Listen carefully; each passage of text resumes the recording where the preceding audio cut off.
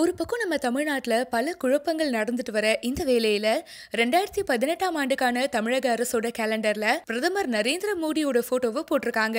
ஒவ்வொரு வருஷமும் கவர்மெண்ட் சார்பில் கேலண்டர் அச்சிடப்படுறது வழக்கம். ஸோ அப்போ யாரு சீஃப் மினிஸ்டரா இருக்காங்களோ அவங்களுடைய ஃபேஸ் தான் போட்டோவா போஸ்ட் பண்ணுவாங்க. பட் இந்த தடவை பார்த்தீங்கன்னா நம்ம நரேந்திர மோடி அவர்களுடைய போட்டோவை போட்டிருக்காங்க.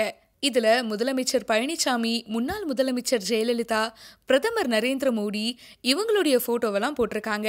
ஏற்கனவே பாத்தீங்கன்னா நம்ம தமிழ்நாடு அரசு பிஜேபியோட சப்போர்ட்ல தான் இயங்கிட்டு வருது அப்படின்னு ஒரு கருத்து இருக்கு. இதெல்லாம் பார்க்கும்போது அது உண்மைதானோ அப்படின்னு தாங்க தோணுது.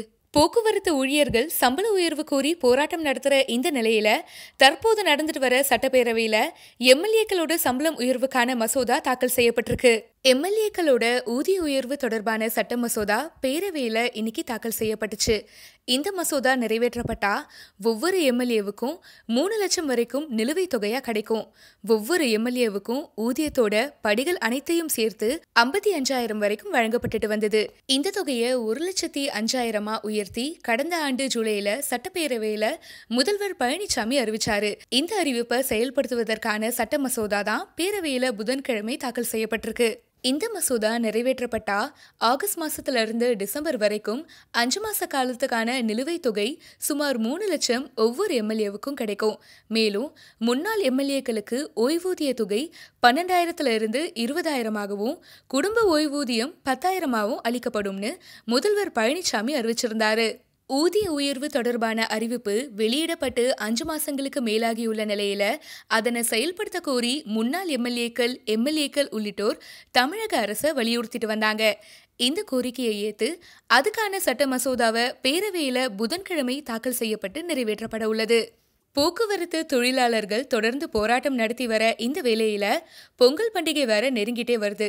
இதனால மக்கள் தற்போது இருக்கும் அரசு மேல பயங்கரமா கோவத்துல இருக்காங்க.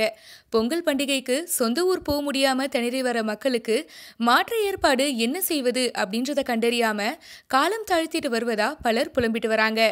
இந்த நிலையில எம்எல்ஏக்களுக்கெல்லாம் சம்பள உயர்வு குறிச்சு மசோதாவை சட்டசபையில நிறைவேற்றப்பட்டது குறிச்சு சமூக வலைதளங்கள்ல மீம்ஸ்களும் பறக்க தொடங்கி பணிக்கு திரும்பாத ஊழியர்களுக்கு நோட்டீஸ் அளிக்கிறது, ஊழியர் சங்கத்தினரை கைது செய்யறது, இந்த மாதிரி வேலைகள்ல அரசு இறங்கியிருக்கு.